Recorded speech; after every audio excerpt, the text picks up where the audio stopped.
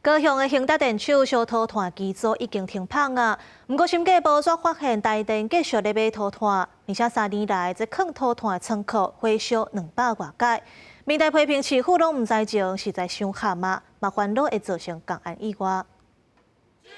中央甲地方民代5月下旬进入恒达电厂勘查，因为电厂备用的3号、4号机组偷偷啊放，引发外界关注。审计部上新的报告佫发现，恒达电厂小土炭的3号、4号机组，伫去年10月停放到今年3月底，后续启动的时程也未明确。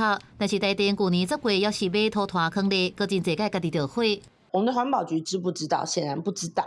好，那你不知道状况之下，你需不需要做额外的通报？ 因为这个完全跟你的生媒许可其实是有一点类似违规。报告指出，恒达电厂统计这3年室内的土炭仓库，翕的着火有255间，因为土炭放上久，家己烧开，就要紧提出来送机组烧，家己小小的才袂阁着火，引发民代的不满。至于恒达电厂3号、4号机操作的许可证，早就伫去年9月底废止，谁哪个会当买土炭？又佮有家己着火了后，送机组提起烧土炭发电，等后续的动作，批评市府拢唔知影，真含糊。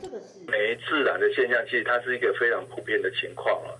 那台电其实针对这个情况也做了一些改善的措施。114年到现在，今年8月为止都是没有的。台电回应今年都无阁发生恒达电厂土炭仓库家己着火状况，会继续精进改善。高雄市环保局是表示，最近3年无接到民众陈情，也是通报恒达电厂室内土炭仓库翕咧烧起来地属火灾。恒达电厂土炭仓库家己着火范围有限，并且敢若伫仓库内底，无造成严重的空气污染，后续会无定期稽查来预防。高雄新闻采访报道。